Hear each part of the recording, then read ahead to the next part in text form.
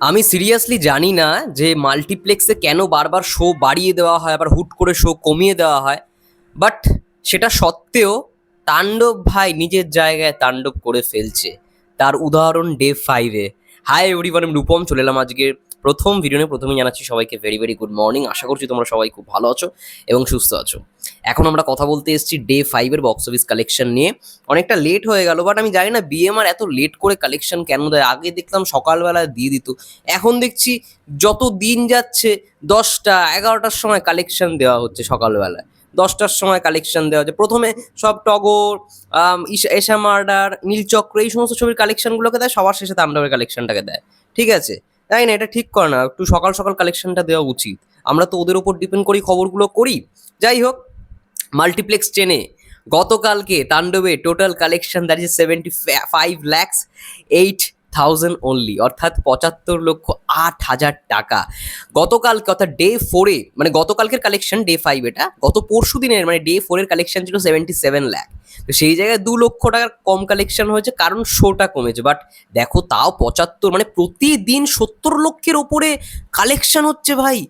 ভাই লেভেলের খেলা খেলছে মাল্টিপ্লেক্স ট্রেনে তাণ্ডব। আর যদি মাল্টিপ্লেক্সে এই লেভেলের খেলা খেলে, তাহলে ভাবো তো সিঙ্গেল স্ক্রিনে কি অবস্থা। ভাই কেউ তো ঢুকতেই পারবে না দিন শেষে। যাই হোক, তারা কি লিখেছে একটু পড়ি। বলছে মুক্তির পঞ্চম দিনে শো কমেছে, তারপরও নিজের দ্বিতীয় ও তৃতীয় দিনের তুলনায় বেশি কালেকশন তুলেছে তাণ্ডব। দেখো, যেই কথাটা প্রথমে বললাম সেই কথাটাই তারা প্রথমে লিখেছে, যে মুক্তির এই প্রথম মুক্তির পঞ্চম দিনে শো কমেছে, বাট তারপরও নিজের দ্বিতীয় দিনের যে কালেকশনটা ছিল 74 লক্ষ, আর তৃতীয় দিনের কালেকশন ছিল আই থিঙ্ক ওই 74 সামথিং, এরকমই একটু বেশি দ্বিতীয় দিনের তুলনায়। তো পঞ্চম দিনের কালেকশন দ্বিতীয় এবং তৃতীয় দিনের তুলনায় অনেকটাই বেশি হয়েছে। এবং গতকাল star cineplex, lion cinemas, grand Sylhet movie theatre, mom in, grand riverview cineplex, Monihar cineplex, Modhumon cineplex, Swapnil cineplex মিলিয়ে মোট শো চলেছে 82টি। বা 82টি শো চলেছে। 82টি, এর মধ্যে স্টার সিনেপ্লেক্সে 44টি শোর মধ্যে 44টি হাউসফুল ছিল। লায়ন সিনেমাসে 11টির মধ্যে ছিল হচ্ছে 8টি শো হাউসফুল এবং 2টি শো অলমোস্ট ফুল। আচ্ছা, গ্র্যান্ড সিলেট চলা 4টি শো হাউসফুল ছিল।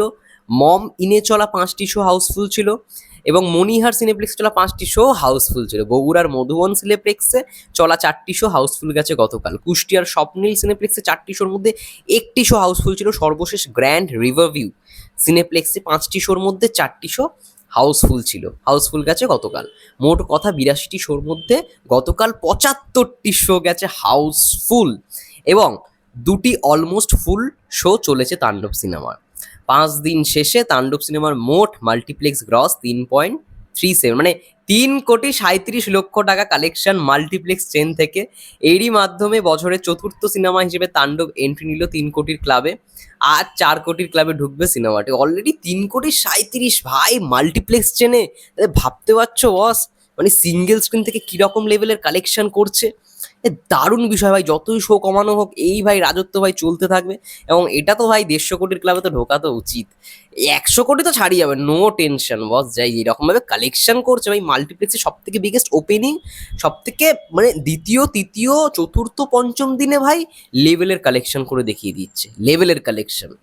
যাই হোক, তোমাদের কি মন্তব্য কমেন্ট করে জানাও তাণ্ডব নিয়ে অবশ্যই। আর ততক্ষণের জন্য সবাই ভালো থেকো, সুস্থ থেকো, টেক কেয়ার।